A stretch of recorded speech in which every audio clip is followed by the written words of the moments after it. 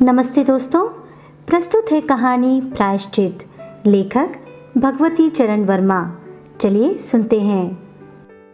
अगर कबरी बिल्ली घर भर में किसी से प्रेम करती थी तो रामू की बहू से, और अगर रामू की बहू घर भर में किसी से घृणा करती थी तो कबरी बिल्ली से। रामू की बहू 2 महीने हुए मायके से प्रथम बार ससुराल आई थी।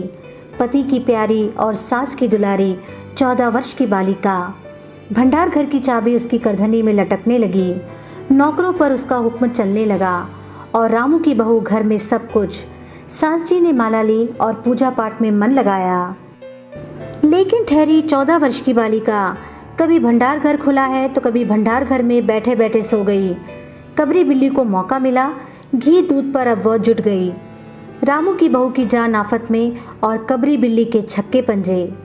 रामू की बहू हांडी में घी रखते रखते ऊँघ गई और बचा हुआ घी कबरी के पेट में। रामू की बहू दूध ढककर मिश्रानी को जिन्स देने गई और दूध नदारद।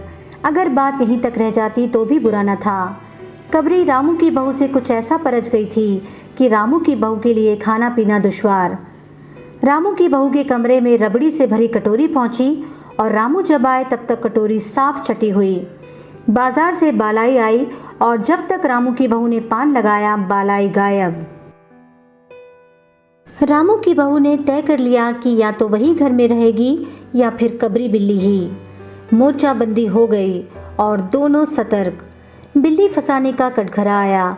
उसमें दूध, मलाई, चूहे और भी बिल्ली को स्वादिष्ट लगने वाले विविध प्रकार के व्यंजन रखे गए। लेकिन बिल्ली ने उधर निगाह तक न डाली। इधर कबरी ने सरगर्मी दिखलाई। अभी तक तो वह रामू की बहू से डरती थी, पर अब वह साथ लग गई, लेकिन इतने फासले पर कि रामू की बहू उस पर हाथ न लगा सके। कबरी के हौसले बढ़ जाने से रामू की बहू को घर में रहना मुश्किल हो गया। उसे मिलती थी सास की मीठी झिड़कियां और पतिदेव को मिलता था रूखा सूखा भोजन। एक दिन रामू की बहू ने रामू के लिए खीर बनाई। पिस्ता, बादाम, मखाने और तरह तरह के मेवे दूध में औटाए गए। सोने का वर्क चिपकाया गया और खीर से भरकर कटोरा कमरे के एक ऐसे ऊंचे ताक पर रखा गया जहां बिल्ली ना पहुंच सके। रामू की बहू इसके बाद पान लगाने में लग गई। उधर बिल्ली कमरे में आई। ताक के नीचे खड़े होकर उसने ऊपर कटोरे की ओर देखा। सूंघा, माल अच्छा है। ताक की ऊंचाई अंदाजी। उधर रामू की बहू पान लगा रही है। पान लगाकर रामू की बहू सास जी को पान देने चली गई और कबरी ने छलांग मारी। पंजा कटोरे में लगा और कटोरा झंझनाहट की आवाज के साथ फर्श पर। आवाज रामू की बहू के कान में पहुंची। सास के सामने पान फेंककर वह दौड़ी। क्या देखती है? फूल का कटोरा टुकड़े टुकड़े, खीर फर्श पर और बिल्ली डटकर खीर उड़ा रही है। रामू की बहू को देखते ही कबरी चंपत। रामू की बहू पर खून सवार हो गया। न रहे बांस न बजे बांसुरी। रामू की बहू ने कबरी की हत्या पर कमर कस ली। रात भर उसे नींद न आई। किस दांव से कबरी पर वार किया जाए कि फिर जिंदा न बचे, यही पड़े पड़े सोचती रही। सुबह हुई और वह देखती है कि कबरी तहरी पर बैठी बड़े प्रेम से उसे देख रही है। रामू की बहू ने कुछ सोचा। इसके बाद मुस्कुराती हुई वह उठी। कबरी रामू की बहू के उठते ही खिसक गई। रामू की बहू एक कटोरा दूध कमरे के दरवाजे की दहरी पर रखकर चली गई। हाथ में पाटा लेकर वह लौटी तो देखती है कि कबरी दूध पर जुटी हुई है। मौका हाथ में आ गया। सारा बल लगाकर पाटा उसने बिल्ली पर पटक दिया। कबरी न हिली न डुली, न चीखी न चिल्लाई, बस एकदम उलट गई। आवाज़ जो हुई तो मेहरी झाड़ू छोड़कर, मिश्रानी रसोई छोड़कर और सास पूजा छोड़कर घटनास्थल पर उपस्थित हो गई। रामू की बहू सर झुकाए हुए अपराधिनी की भांति बातें सुन रही है। मेहरी बोली, अरे राम, बिल्ली तो मर गई माँ जी। बिल्ली की हत्या बहू से हो गई, यह तो बुरा हुआ। मिश्रानी बोली, माँ जी, बिल्ली की हत्या और आदमी की हत्या बराबर है। हम तो रसोई ना बनावेंगी जब तक बहू की सिर हत्या रहेगी। सास जी बोली, हाँ ठीक तो कहती हो। अब जब तक बहू के सर से हत्या ना उतर जाए तब तक ना कोई पानी पी सकता है न खाना खा सकता है। बहू ये क्या कर डाला? मेहरी ने कहा, फिर क्या हो, कहो तो पंडित जी को बुलाए लाई। सास की जान में जान आई। अरे हाँ, जल्दी दौड़ के पंडित जी को बुला लो। बिल्ली की हत्या की खबर बिजली की तरह पड़ोस में फैल गई। पड़ोस की औरतों का रामू के घर तांता बंध गया। चारों तरफ से प्रश्नों की बौछार और रामू की बहू सिर झुकाए बैठी। पंडित परमसुख को जब यह खबर मिली, उस समय वे पूजा कर रहे थे। खबर पाते ही वे उठ पड़े। पंडिताइन से मुस्कुराते हुए बोले, भोजन ना बनाना, लाला घासीराम की पतोहू ने बिल्ली मार डाली। प्रायश्चित होगा, पकवानों पर हाथ लगेगा। पंडित परमसुख चौबे छोटे और मोटे से आदमी थे। लंबाई 4 फीट 10 इंच और तोंद का घेरा 58 इंच। चेहरा गोल मटोल, मूछ बड़ी बड़ी, रंग गोरा, चोटी कमर तक पहुंचती हुई। कहा जाता है कि मथुरा में जब पंसेरी खुराक वाले पंडितों को ढूंढा जाता था तो पंडित परमसुख जी को उस लिस्ट में प्रथम स्थान दिया जाता था। पंडित परमसुख पहुंचे और कोरम पूरा हुआ। पंचायत बैठी। सास जी, मिश्रानी, किस्नू की माँ, छन्नू की दादी और पंडित परमसुख। बाकी स्त्रियां बहू से सहानुभूति प्रकट कर रही थीं। किस्नू की माँ ने कहा, पंडित जी, बिल्ली की हत्या करने से कौन नरक मिलता है? पंडित परमसुख ने पत्रा देखते हुए कहा, बिल्ली की हत्या अकेले से तो नरक का नाम नहीं बतलाया जा सकता। वह मुहूर्त भी मालूम हो जब बिल्ली की हत्या हुई, तब नरक का पता लग सकता है। यही कोई 7 बजे सुबह, मिश्रानी जी ने कहा। पंडित परमसुख ने पत्रे के पन्ने उल्टे, अक्षरों पर उंगलियां चलाईं, माथे पर हाथ लगाया और कुछ सोचा।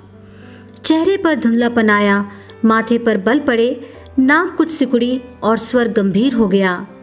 हरे कृष्ण, बड़ा बुरा हुआ। प्रातःकाल ब्रह्म मुहूर्त में बिल्ली की हत्या, घोर कुंभी पाक नरक का विधान है। रामू की माँ, यह तो बड़ा बुरा हुआ। रामू की माँ की आंखों में आंसू आ गए। तो फिर पंडित जी, अब क्या होगा, आप ही बतलाइए।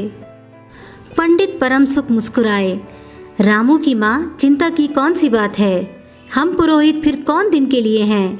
शास्त्रों में प्रायश्चित का विधान है, सो प्रायश्चित से सब कुछ ठीक हो जाएगा। रामू की माँ ने कहा, पंडित जी, इसीलिए तो आपको बुलवाया था। अब आगे बतलाओ कि क्या किया जाए। किया क्या जाए? यही एक सोने की बिल्ली बनवाकर बहू से दान करवा दी जाए। जब तक बिल्ली ना दे दी जाएगी तब तक तो घर अपवित्र रहेगा। बिल्ली दान देने के बाद 21 दिन का पाठ हो जाए। छन्नू की दादी बोली, हाँ और क्या, पंडित जी ठीक तो कहते हैं। बिल्ली अभी दान दे दी जाए और पाठ फिर हो जाए। रामू की माँ ने कहा, तो पंडित जी, कितने तोले की बिल्ली बनवाई जाए? पंडित परमसुख मुस्कुराए। अपनी तोंद पर हाथ फेरते हुए उन्होंने कहा, बिल्ली कितने तोले की बनवाई जाए? अरे रामू की माँ, शास्त्रों में तो लिखा है कि बिल्ली के वजन भर सोने की बिल्ली बनवाई जाए। लेकिन अब कलयुग आ गया है, धर्म कर्म का नाश हो गया है, श्रद्धा नहीं रही। सो रामू की माँ, बिल्ली के तौल भर की बिल्ली तो क्या बनेगी, क्योंकि बिल्ली 20-21 सेर से कम की क्या होगी। हाँ, कम से कम 21 तोले की बिल्ली बनवा के दान करवा दो, और आगे तो अपनी अपनी श्रद्धा। रामू की माँ ने आंखें फाड़कर पंडित परमसुख को देखा। अरे बाप रे, 21 तोला सोना! पंडित जी, यह तो बहुत है। तोला भर की बिल्ली से काम ना निकलेगा। पंडित परमसुख हंस पड़े। रामू की माँ, 1 तोला सोने की बिल्ली? अरे रुपया का लोभ बहू से बढ़ गया। बहू के सिर बड़ा पाप है, इसमें इतना लोभ ठीक नहीं। मोल तोल शुरू हुआ और मामला 11 तोले की बिल्ली पर ठीक हो गया। इसके बाद पूजा पाठ की बात आई। पंडित परमसुख ने कहा, उसमें क्या मुश्किल है, हम लोग किस दिन के लिए हैं। रामू की माँ, मैं पाठ कर दिया करूँगा। पूजा की सामग्री आप हमारे घर भिजवा देना।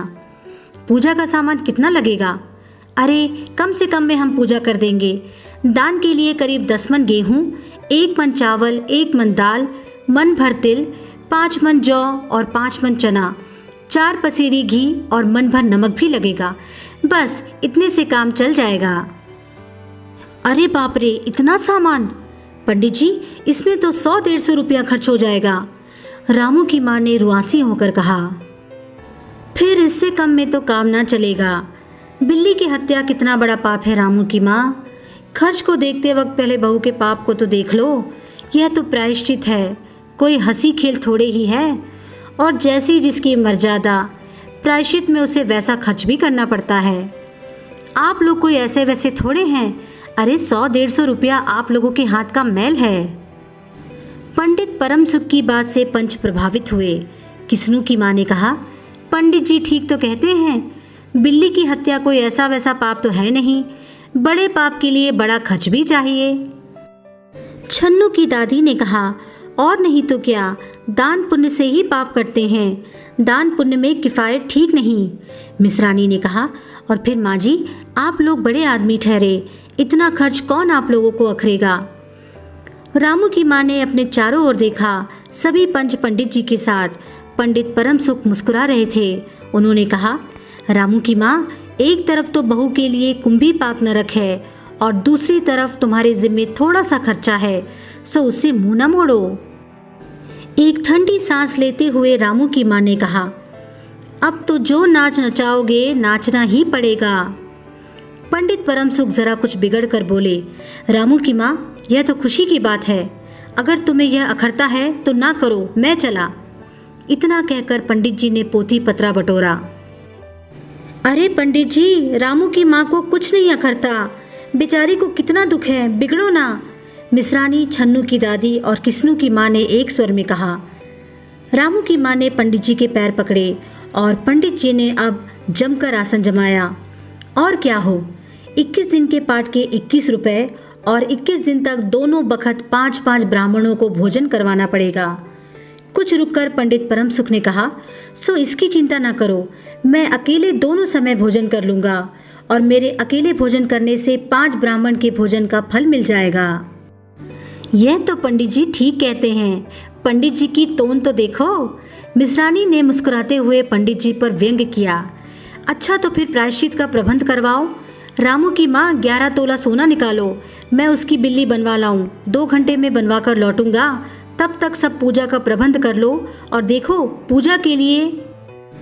पंडित जी की बात खत्म भी ना हुई थी कि मेहरी हांफती हुई कमरे में घुस गई और सब लोग चौंक उठे। रामू की माँ ने घबराकर कहा, अरे क्या हुआ री? मेहरी ने लड़खड़ाते स्वर में कहा, माँ जी बिल्ली तो उठकर भाग गई।